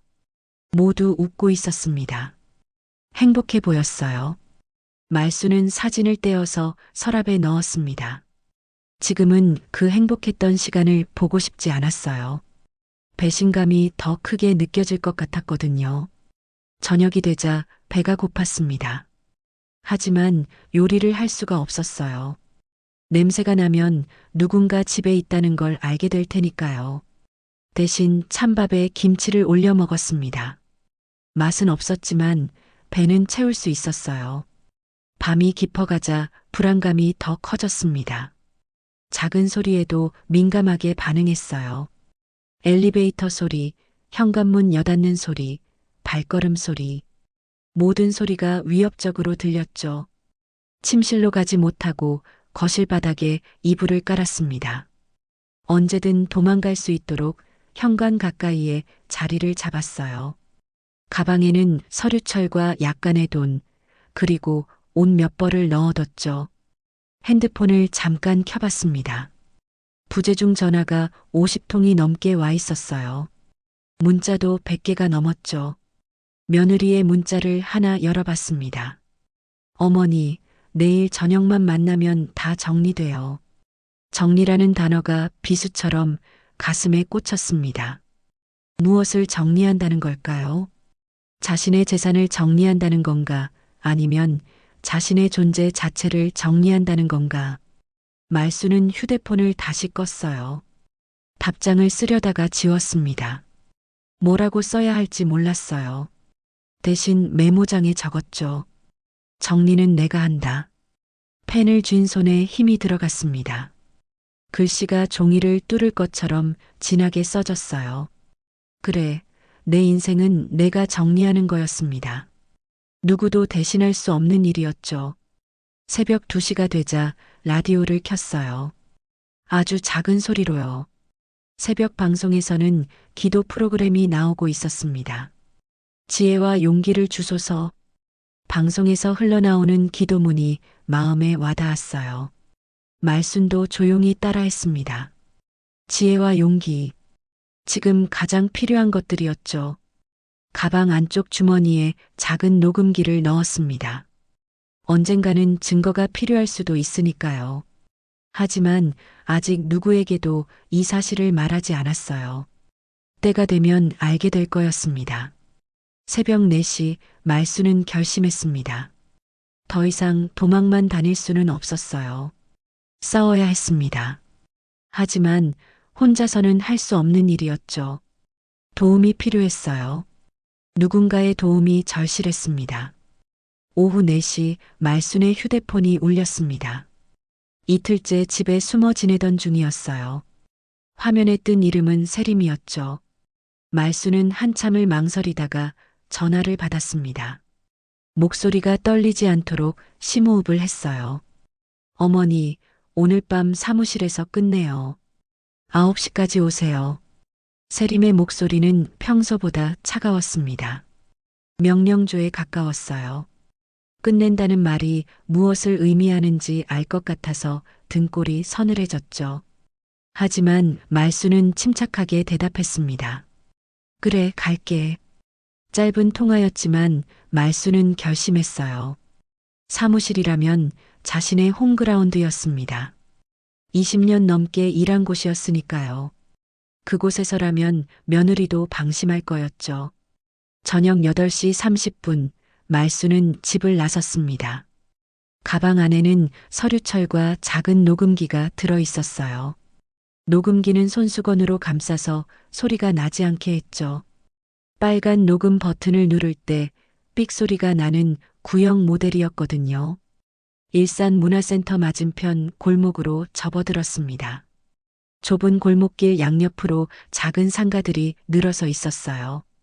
대부분 문을 닫은 상태였죠. 가로등 불빛만이 어둑한 골목을 비추고 있었습니다. 윤말순공인중개사 사무소라는 간판이 보였어요. 파란색 아크릴 간판이었는데 세월이 흐르면서 색이 많이 바랬죠. 20년 넘게 붙어 있던 간판이었습니다. 남편과 함께 처음 사무실을 열던 날 간판을 달며 기뻐했던 기억이 떠올랐어요. 유리문 너머로 불빛이 보였습니다. 안에 누군가 있는 거였어요. 말수는 문고리를 잡기 전에 잠시 멈췄습니다. 손바닥에 땀이 났어요. 문고리에 차가운 금속 감촉이 손끝으로 전해졌죠. 문을 열자 익숙한 냄새가 코를 찔렀습니다. 오래된 종이 냄새, 먹물 냄새, 그리고 스탬프 잉크 냄새가 뒤섞여 있었어요. 20년 동안 매일 맡던 냄새였죠. 그 냄새가 말순의 삶 그 자체였습니다. 아내는 4명이 있었어요. 며느리 세림, 아들 진우, 그리고 낯선 남자 2명이었습니다. 낯선 남자들은 검은 정장을 입고 있었는데 한 명은 서류 가방을 들고 있었어요. 변호사나 법무사처럼 보였죠. 테이블 위에는 서류들이 펼쳐져 있었습니다. 하얀 종이들이 가지런히 놓여 있었고 빨간 도장 찍는 곳에 X 표시가 되어 있었어요. 말순의 이름이 타자로 찍혀 있는 게 보였습니다. 윤말순, 윤말순, 윤말순. 자신의 이름이 여기저기 반복되어 있었어요. 어머니, 오늘 이거 도장만 찍으시면 편해져요. 세림이 미소를 지으며 말했습니다. 하지만 그 미소는 얇고 차가웠어요. 눈은 웃고 있지 않았죠. 입꼬리만 올라가 있는가면 같은 미소였습니다. 진우가 옆에서 거들었어요. 엄마, 이젠 쉬어요. 세림이 다 알아서 할 거야. 아들의 눈에는 피곤함이 가득했습니다. 눈 밑에 다크서클이 짙게 깔려 있었고 수염도 제대로 깎지 않아서 거칠어 보였어요. 회사 일로 바빴는지 아니면 이 일 때문에 스트레스를 받았는지 알 수 없었죠. 말수는 천천히 의자에 앉았습니다. 낡은 사무용 의자가 삐그덕 소리를 냈어요. 이 의자에서 얼마나 많은 계약서를 작성했던가요? 얼마나 많은 사람들의 인생이 이 자리에서 바뀌었던가요? 이게 뭔지 먼저 설명해 주면 안 될까? 말순이 조심스럽게 물었습니다. 목소리를 최대한 평온하게 유지하려 했어요. 떨리는 마음을 들키고 싶지 않았거든요. 어머니, 어려운 거 없어요. 부동산 사무실이랑 상가 몇 개 명의만 옮기는 거예요. 세림이 서류를 하나씩 넘기며 설명했습니다. 손끝으로 서명란을 톡톡 두드렸어요. 매니큐어를 한 손톱이 반짝거렸죠. 빨간색 매니큐어였는데 피처럼 붉었습니다. 말수는 서류를 들어 올려 자세히 보려 했어요. 하지만 글씨가 너무 작았습니다. 글씨가 잘 안 보이네. 안경 좀 가져와야겠어. 말순이 일어서려 하자 세림이 재빨리 막았어요. 제가 읽어드릴게요. 여기랑 여기만 사인하시면 돼요. 세림의 손이 말순의 팔을 살짝 잡았습니다. 부드러운 듯하지만 단호한 힘이 느껴졌어요. 말순은 다시 앉았죠. 이건 뭐고 저건 뭐지? 말순이 서류를 하나씩 가리키며 물었습니다. 시간을 끌기 위해서였어요.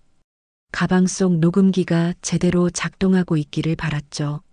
낯선 남자 중 한 명이 짜증스럽게 시계를 봤습니다. 밤 9시 30분이 넘어가고 있었어요. 그가 세림에게 눈짓을 했죠. 빨리 끝내라는 신호였습니다. 말수는 테이블 위에 커피잔을 집어들었어요. 차가운 커피였지만 한 모금 마셨습니다. 쓴맛이 입안에 퍼졌어요. 컵을 내려놓으면서 가방을 살짝 움직였죠. 녹음기가 더 잘 들리는 위치로 옮긴 거였습니다. 어머니, 빨리 좀 해주세요. 저희도 바쁘거든요. 세림의 목소리에 짜증이 묻어났습니다.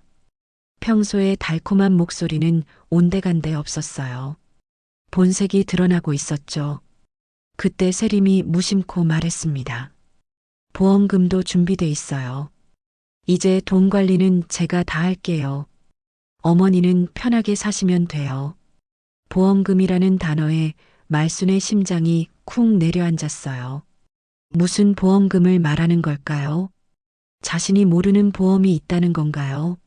아니면 자신에게 무슨 일이 생길 거라고 예상하고 있는 건가요? 낯선 남자가 서류 가방에서 뭔가를 꺼냈습니다. 도장이었어요. 말순의 도장이었죠. 언제 어떻게 가져간 건지 모르겠지만 그녀의 도장이 낯선 남자의 손에 들려 있었습니다. 이거 어디서 났어요? 말순이 날카롭게 물었습니다. 목소리가 떨렸어요. 분노와 두려움이 뒤섞인 떨림이었죠. 어머니가 병원에 두고 오셨잖아요. 제가 찾아왔어요. 세림이 태연하게 대답했습니다. 거짓말이라는 걸 말수는 알았어요. 자신은 병원에 도장을 가져가지 않았거든요. 바로 그때 복도에서 발소리가 들렸습니다. 여러 명의 발자국 소리였어요. 점점 가까워지고 있었죠. 문고리가 찰칵 소리를 내며 돌아갔습니다. 문이 열리며 경찰 2명이 들어왔어요. 경찰입니다. 협조 부탁드립니다. 젊은 형사가 신분증을 보이며 말했습니다. 30대 초반으로 보였는데 눈빛이 날카로웠어요. 그 옆에 나이든 형사는 조용히 실내를 둘러봤죠.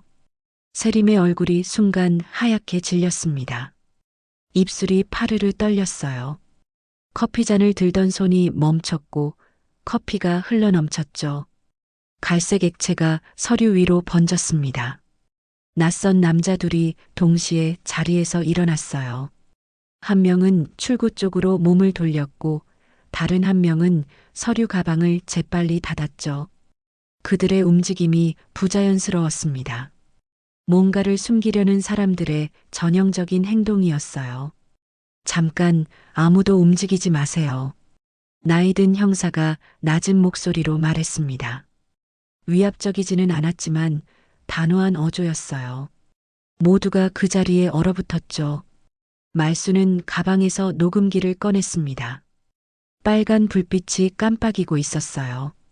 녹음이 계속되고 있다는 신호였죠. 그녀는 녹음기를 테이블 위에 올려놓았습니다. 다 녹음했어요.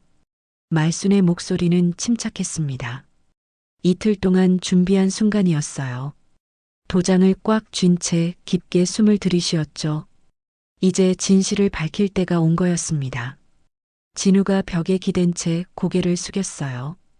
어깨가 축 처져 있었죠. 실망인지 안도인지 알 수 없는 복잡한 표정이었습니다. 아들로서, 남편으로서 어느 쪽도 제대로 하지 못한 자책감이 얼굴에 드러났어요. 밤 9시 50분, 부동산 사무실의 형광등이 깜빡거렸습니다. 오래된 형광등이라 수명이 다해가고 있었어요. 깜빡이는 불빛 아래서 6명의 그림자가 흔들렸죠. 누군가의 인생이 끝나고 누군가의 진실이 시작되는 순간이었습니다. 경찰서 조사실은 생각보다 따뜻했습니다. 벽은 연한 베이지색으로 칠해져 있었고 형광등 불빛이 밝게 비추고 있었어요. 테이블 위에는 종이컵에 담긴 따뜻한 차가 놓여 있었죠. 김이 모락모락 올라오는 걸 보니 막 타온 것 같았습니다. 말수는 두 손으로 종이컵을 감쌌어요. 따뜻한 온기가 손바닥으로 전해졌습니다. 떨리던 손이 조금 진정됐어요. 맞은편에는 형사가 앉아 있었는데 40대 중반쯤으로 보였죠. 눈가에 주름이 있었지만 눈빛은 날카로웠습니다.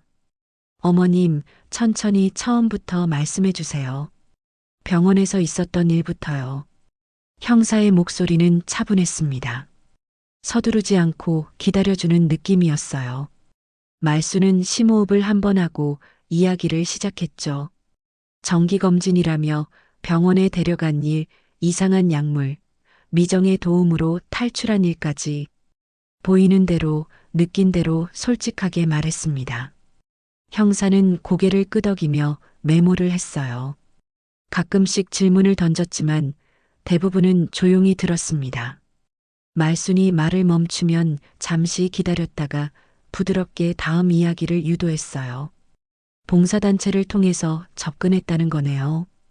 병원, 서류, 돈 이야기, 그리고 집문서까지. 전형적인 패턴이에요. 형사가 노트북 화면을 돌려서 말순에게 보여줬습니다. 비슷한 사건들의 기록이 화면에 떴어요. 피해자들은 대부분 60대 이상의 노인들이었고 가해자는 가족이나 가까운 사람들이었죠. 어머님 케이스는 증거가 확실해요. 녹음 파일도 있고 병원 기록도 남아 있고요. 형사가 서류철을 펼쳤습니다. 병원에서 작성된 서류들이 복사되어 있었어요. 말순의 이름이 적혀 있었지만 필체가 달랐죠. 누군가 대신 서명한 게 분명했습니다. 문이 열리며 미정이 들어왔어요. 간호복을 입고 있었는데 얼굴이 창백했습니다. 밤샘 근무를 하고 온 것 같았어요. 그녀는 말순을 보자 깊게 고개를 숙여 인사했죠. 어머님, 늦어서 죄송해요. 일찍 오고 싶었는데 교대 시간이라서. 미정의 목소리가 떨렸습니다. 죄책감이 묻어나는 목소리였어요. 말순은 미정의 손을 잡았죠. 차가운 손이었습니다. 내 덕분에 살았어. 고마워. 말순의 말에 미정의 눈가가 붉어졌어요. 눈물이 맺혔지만 참고 있었죠. 형사가 미정에게 의자를 권했습니다. 간호사님, 그날 병원에서 본 것들을 자세히 말씀해 주세요. 미정이 증언을 시작했어요. 약병 라벨의 이상함, 며느리가 의사에게 준 서류 봉투, 몰래 어머님 이름을 적는 걸 본 것까지 구체적이고 명확한 증언이었습니다. 그 약은 진정제였어요. 정상 용량의 3배였죠.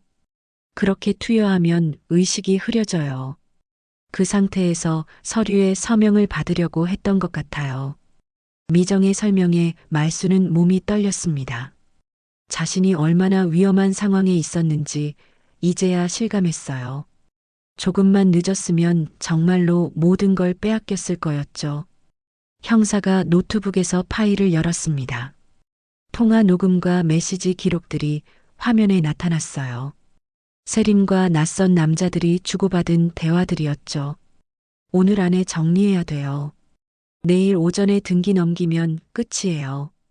노인은 어떻게 할 건가요? 알아서 처리될 거예요. 처리라는 단어에 말순은 숨이 막혔습니다. 자신을 물건처럼 처리한다는 말이었어요. 인간이 아니라 장애물로 본 거였죠. 이 남자들은 전문 브로커예요. 노인들 재산을 빼앗는 조직이죠. 며느님이 이들과 연결된 것 같아요. 형사가 사진을 보여줬습니다. 사무실에 있던 낯선 남자들이었어요. 한 명은 정가가 있는 사기꾼이었고 다른 한 명은 불법 대부업을 하는 사람이었죠. 어머님 사건이 드러나면서 다른 피해자들도 나타나고 있어요.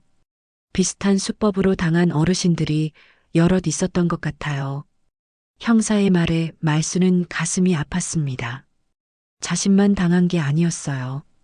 얼마나 많은 노인들이 가족에게 배신당했을까요? 믿었던 사람에게 속아서 모든 걸 잃었을까요? 다른 조사실에서는 세림이 조사받고 있었습니다. 유리창 너머로 그녀의 모습이 보였어요. 고개를 숙이고 있었지만 가끔씩 고개를 들 때마다 날카로운 눈빛이 드러났죠. 반성하는 모습은 전혀 없었습니다. 진우도 다른 방에서 진술하고 있었어요. 아들의 모습은 초췌했습니다. 넥타이를 풀고 머리를 쥐어뜯고 있었죠. 괴로워하는 게 역력했어요. 아드님은 정말 몰랐던 것 같아요. 아내를 너무 믿었던 거죠. 형사가 말했지만 말수는 대답하지 않았어요. 몰랐다고 해서 용서되는 건 아니었으니까요. 엄마를 지키지 못한 것도 잘못이었죠. 저녁 6시가 되자 조사가 일단락됐습니다. 말수는 서류를 다시 가방에 넣었어요. 오래된 계약서들, 남편이 남긴 메모, 그리고 녹음기까지.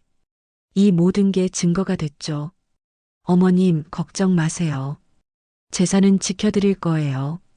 그리고 가해자들은 처벌받을 거예요. 형사의 말이 위로가 됐지만 마음의 상처는 쉽게 아물지 않을 것 같았어요. 가족이라고 믿었던 사람의 배신이 가장 아팠으니까요. 경찰서를 나오니 어두워져 있었습니다. 가로등이 켜지고 있었어요. 미정이 옆에 서 있었죠. 어머님, 제가 집까지 모셔다 드릴게요. 미정의 제안이 고마웠습니다.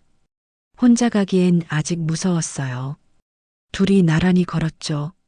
말이 없어도 편안했습니다. 미정 씨, 정말 고마워요. 당신 같은 사람이 있어서 다행이에요. 말순의 말에 미정이 수줍게 웃었어요. 당연한 일을 한 거예요. 어머님 같은 분들이 더 이상 피해 보시면 안 되잖아요.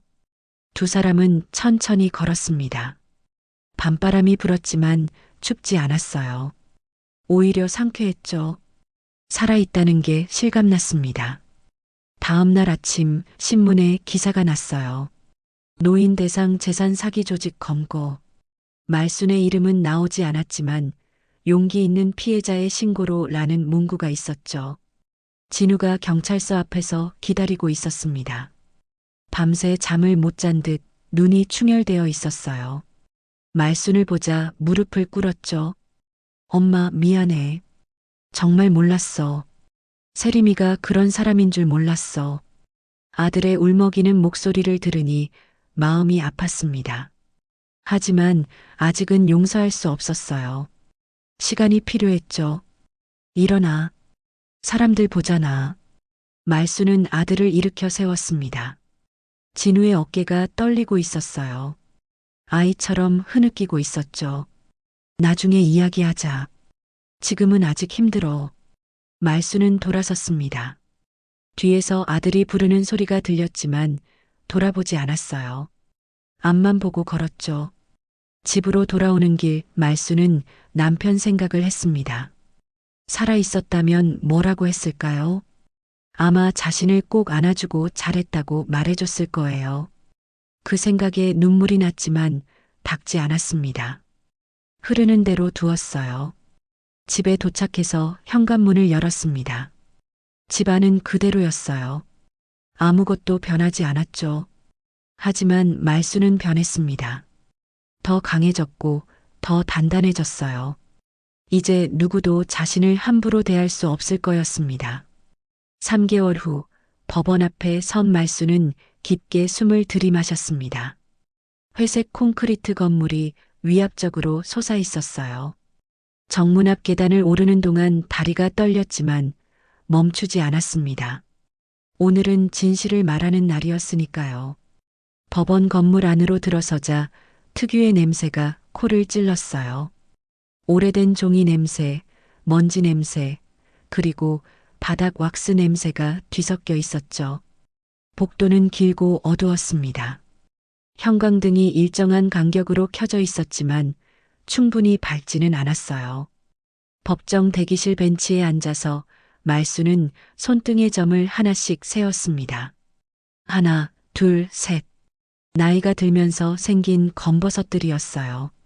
남편이 살아있을 때는 이런 점들을 보며 함께 늙어간다고 웃었는데 이제는 혼자 늙어가고 있었죠. 옆 벤치에는 세림이 앉아 있었습니다. 검은 정장을 입고 있었는데 얼굴은 많이 야위어 보였어요. 눈 밑에는 다크서클이 짙게 깔려 있었고 입술은 바짝 말라 있었죠. 한때는 예쁘다고 생각했던 며느리의 얼굴이 이제는 낯설게 느껴졌습니다. 세림이 고개를 들어 말순을 봤어요. 눈에는 눈물 자국이 남아 있었지만 눈빛은 여전히 차가웠습니다. 후회나 반성의 기색은 찾아볼 수 없었어요. 오히려 억울하다는 표정이었죠. 피고인 입정하십시오. 법정 직원의 목소리가 울려 퍼졌습니다. 무거운 나무 문이 열리고 사람들이 법정 안으로 들어갔어요. 말순도 일어나서 걸음을 옮겼습니다. 법정 문턱을 넘는 순간 심장이 쿵쿵 뛰기 시작했어요. 법정은 생각보다 작았습니다. 방청석은 30석 정도였고 판사석은 높은 곳에 있었어요. 나무로 만든 가구들이 진한 갈색으로 칠해져 있어서 무거운 분위기를 만들고 있었죠. 창문으로 들어오는 햇빛이 먼지 입자들을 비추고 있었습니다. 판사가 입장했어요. 50대 후반으로 보이는 여성 판사였습니다. 안경 너머로 보이는 눈빛이 날카로웠어요. 검은 법복이 그녀의 권위를 더욱 강조했죠. 모두가 일어섰다가 다시 앉았습니다. 검사가 기소 내용을 읽기 시작했어요. 사기, 위조, 노인 학대. 죄목들이 하나씩 나열됐습니다. 말수는 그 단어들을 들으며 지난 몇 개월을 떠올렸어요. 악몽 같았던 시간들이 법정 용어로 정리되고 있었죠. 세림의 변호사가 일어섰습니다. 젊은 남자 변호사였는데 목소리가 크고 당당했어요. 피고인은 시어머니가 혼자 생활하시기 위험하다고 판단해서 도와드린 것뿐입니다. 변호사의 주장이 이어졌지만 말수는 고개를 저었어요. 거짓말이었습니다. 도움이 아니라 착취였고 보호가 아니라 학대였어요. 판사가 세림에게 물었습니다. 피고인, 왜 다른 어르신들에게도 같은 방식으로 접근했습니까? 세림이 입을 열었지만 말이 제대로 나오지 않았어요. 입술이 파르르 떨렸고 손은 떨리고 있었죠. 대답이 막히자 변호사가 대신 답하려 했지만 판사가 손짓으로 제지했습니다. 피고인이 직접 답하세요. 법정 안이 조용해졌어요. 에어컨 소리만 윙윙거렸죠. 세림이 겨우 입을 열었습니다. 그분들도 도움이 필요해 보였어요. 거짓말이라는 걸 모두가 알았습니다. 방청석에서 작은 한숨 소리들이 들렸어요. 판사의 표정이 더욱 굳어졌죠. 검사가 증거를 제시했습니다. 녹음 파일이 법정에 울려 퍼졌어요. 돈 들어오면 내가 관리할게요. 어머니는 이제 신경 쓸 필요 없어요. 세림의 목소리가 선명하게 들렸습니다. 그 차갑고 계산적인 어조가 법정을 채웠어요. 방청석에서 혀를 차는 소리가 들렸죠. 세림의 얼굴이 붉어졌습니다. 더 많은 녹음이 재생됐어요.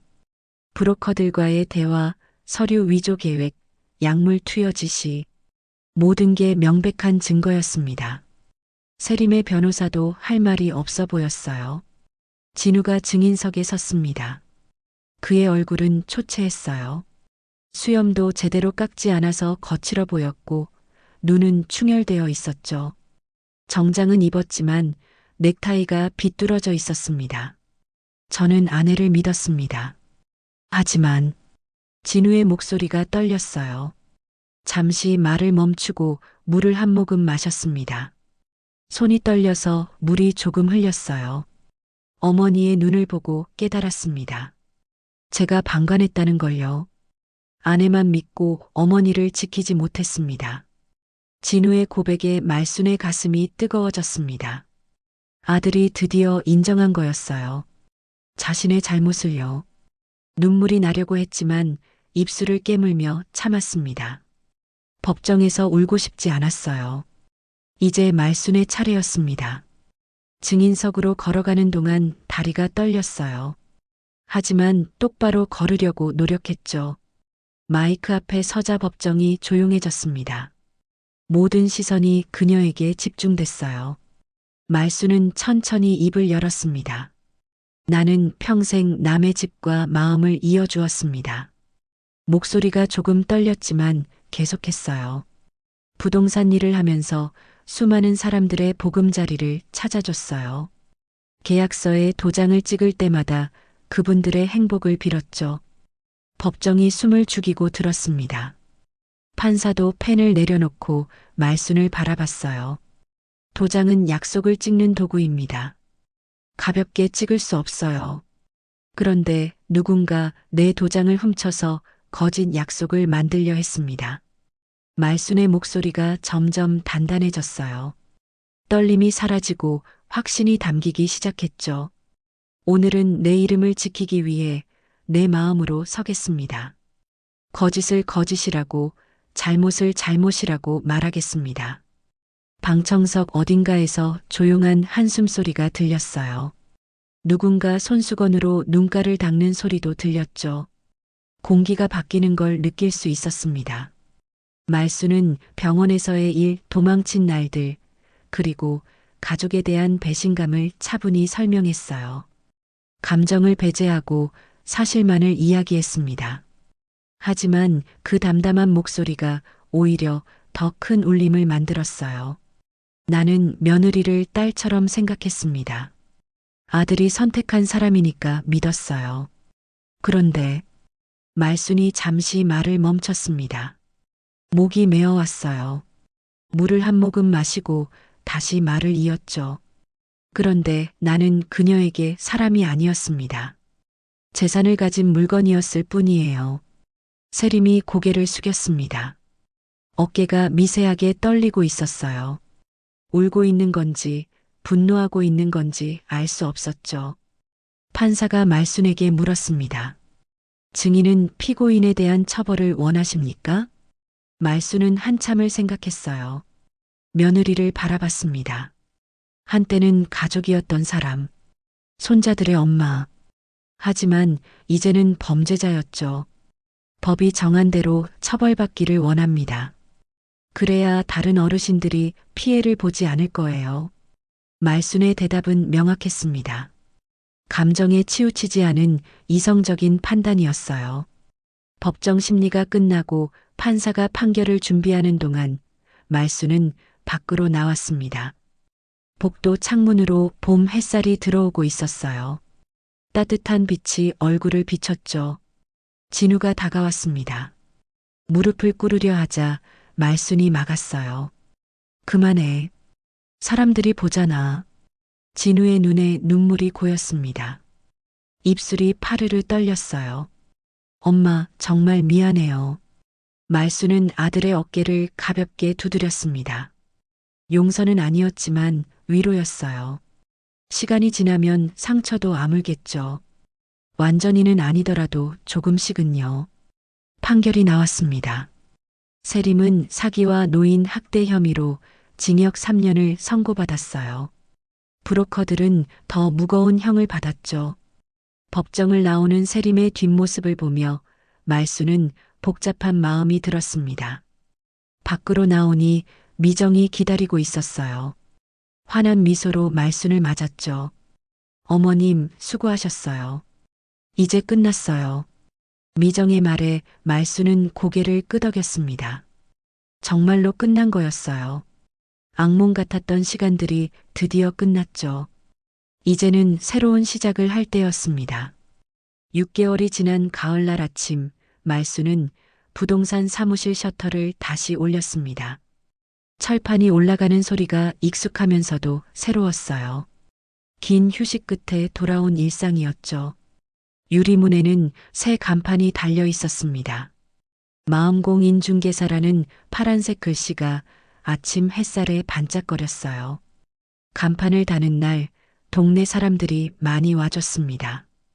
꽃다발과 화분을 들고 온 이웃들의 얼굴에는 진심 어린 축하가 담겨 있었어요. 특히 맞은편 세탁소 주인 할머니는 말순의 손을 꼭 잡고 한참을 놓지 않았죠. 사장님, 다시 열어서 정말 다행이에요. 우리 동네에 사장님 같은 분이 있어야 해요. 70이 넘은 할머니의 주름진 손이 따뜻했습니다. 그 온기가 말순의 마음까지 녹였어요. 말순은 두 손으로 화분을 받으며 깊이 고개를 숙였습니다. 목이 메어서 제대로 인사말을 하기 어려웠죠. 사무실 안은 예전과 조금 달라져 있었습니다. 벽지를 새로 했고 책상 배치도 바꿨어요. 창가에는 화분들이 줄지어 놓여 있었죠. 초록 잎사귀들이 햇빛을 받아 싱그럽게 빛났습니다. 생명력이 느껴지는 공간이었어요. 책상 위에는 새 도장함이 놓여 있었습니다. 검은색 나무 상자였는데 뚜껑에는 마음이라는 글자가 새겨져 있었어요. 말순은 상자를 열고 도장을 꺼냈습니다. 새로 만든 도장이었죠. 나무 손잡이가 매끄럽고 단단했어요. 주말이 되자 진우가 찾아왔습니다. 손에는 걸레와 유리 세정제를 들고 있었어요. 말없이 유리창을 닦기 시작했죠. 위에서 아래로 꼼꼼하게 문질렀습니다. 유리가 깨끗해질수록 바깥 풍경이 선명하게 보였어요. 엄마, 간판 예쁘네. 진우의 목소리는 조심스러웠습니다. 예전의 당당함은 사라지고 어린아이처럼 눈치를 보고 있었어요. 말수는 대답 대신 차를 한 잔 내밀었죠. 따뜻한 보리차였습니다. 두 사람은 나란히 앉아 차를 마셨어요. 말은 없었지만 불편하지 않았습니다. 창밖으로 지나가는 사람들을 보며 각자의 생각에 잠겼죠. 진우가 먼저 입을 열었어요. 엄마, 이혼 서류 제출했어. 양육권은 내가 가져올 거야. 아들의 목소리에는 결연함이 담겨 있었습니다. 말수는 고개를 끄덕였어요. 손자들 생각에 마음이 아팠지만 어쩔 수 없는 일이었죠. 아이들에게는 제대로 된 환경이 필요했으니까요.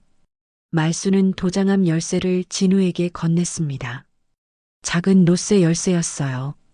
오래되어서 색이 바랬지만 여전히 튼튼했죠. 함부로 찍지 말자. 약속에만 찍자. 말순의 말에 진우가 깊이 고개를 끄덕였습니다. 열쇠를 받아든 손이 미세하게 떨렸어요. 책임감의 무게를 느끼는 것 같았죠. 오후가 되자 특별한 손님이 찾아왔습니다. 미정이었어요. 손에는 유자차 세트를 들고 있었죠. 예쁜 리본이 달린 상자였습니다. 어머님 건강하세요? 오랜만에 뵈러 왔어요. 미정의 얼굴에는 수줍은 미소가 떠올랐습니다. 간호사 일을 계속하고 있다고 했어요. 병원은 옮겼지만 여전히 노인병동에서 일한다고 했죠. 말수는 미정의 손을 꼭 잡았습니다. 고마워. 정말 고마워. 말은 짧았지만 진심이 담겨 있었어요. 미정의 눈가가 붉어졌습니다.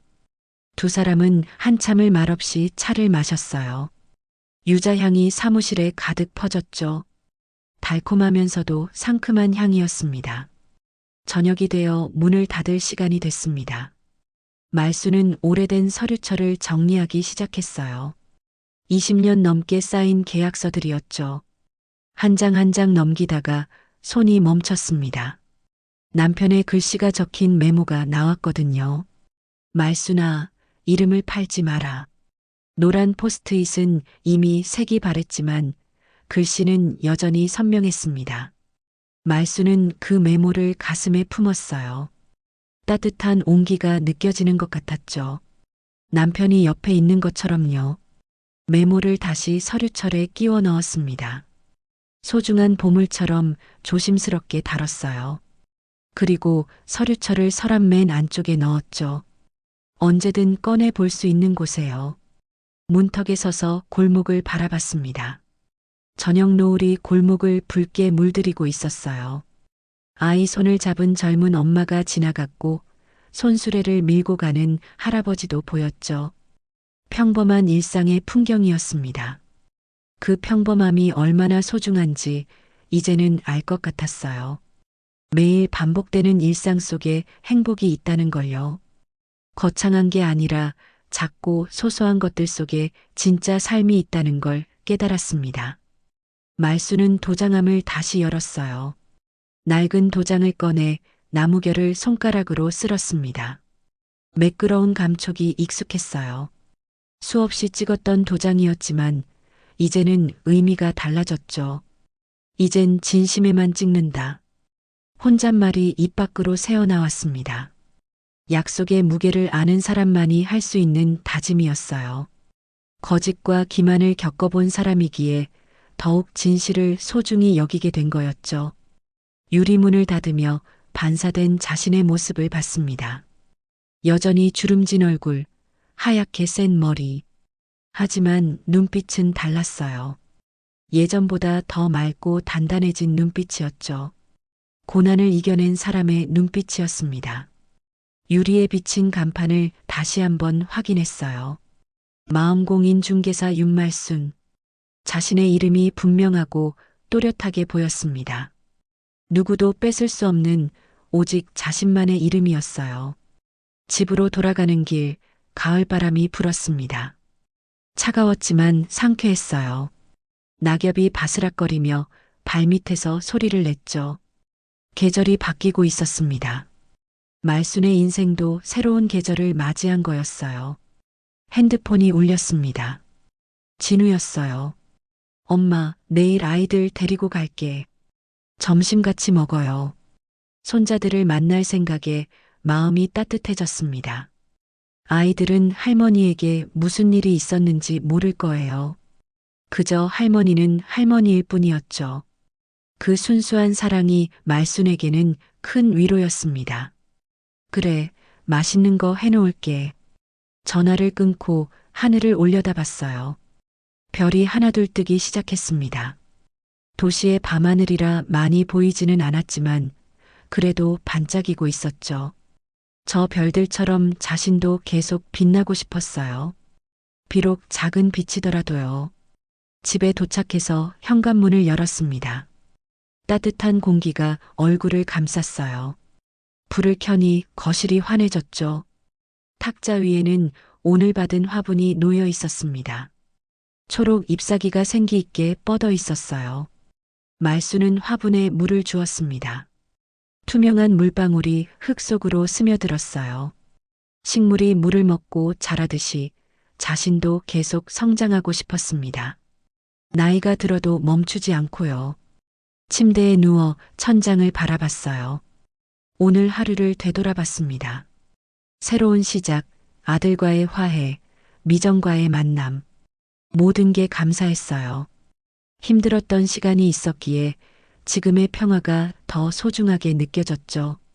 내일도 좋은 날이 되겠지. 말순은 눈을 감았습니다. 편안한 잠이 찾아왔어요. 꿈속에서는 남편이 웃고 있었습니다. 잘했다고, 자랑스럽다고 말하는 것 같았어요. 말순도 미소를 지으며 깊은 잠에 빠졌습니다. 새로운 내일을 기다리며요. 두려움은 지나가고 서로를 지켜준 마음만 남았습니다. 작은 용기가 우리를 여기까지 데려왔습니다.